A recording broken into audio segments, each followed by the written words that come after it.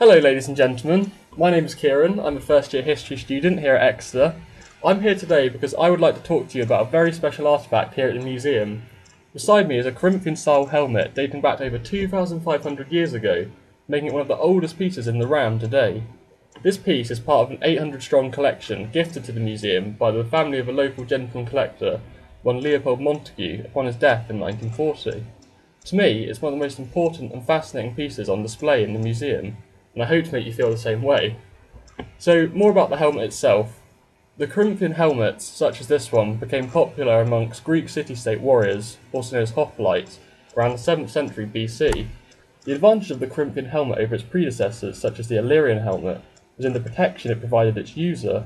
You can see from the example here that the Corinthian helmet protected the nose and the cheeks of its user particularly well.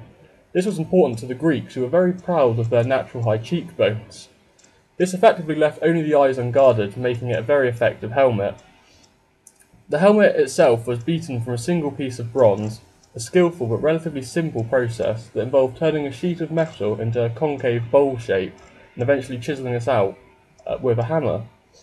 Some Corinthian helmets also had lines of tiny holes drilled along the rim so that fabric could be woven into the back to protect the neck from the heat of the sun, or to line the inside of the helmet to make it more comfortable. Helmets of this type were phased out of use because they restricted the senses though. In particular, the peripheral vision of the wearer was impeded quite significantly. Originally, warfare had been fought in the phalanx formation. Men just lined up and thrust at each other with spears. There was no danger of enemies coming from the sides because you had your allies next to you in a line formation. The enemy was always in front of you, and there was no need really for peripheral vision. However, as I said, this tunnel vision type helmet became incompatible with changing methods of battle, and it was replaced with the cheaper Chalcidian helmet, which left the ears and more of a face open to observe the surroundings. But why is this helmet important? What is it beyond merely a very old piece of bronze? Well, to me, it tells a story. Although we know nothing of who might have worn this helmet, we do know that it was probably handed down from father to son.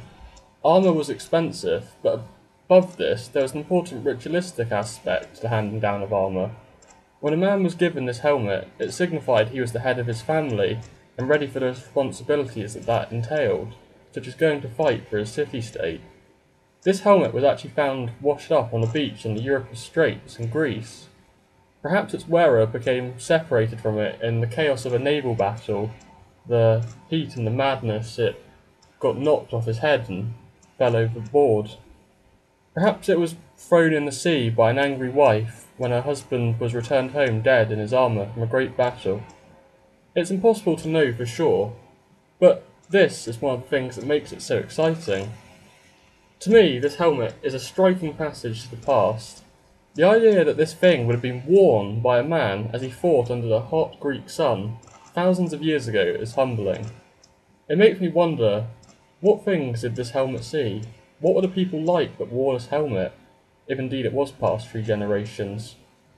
I hope my talk today has also made you think some similar questions and see this helmet in a different light. Thank you very much, and enjoy your day.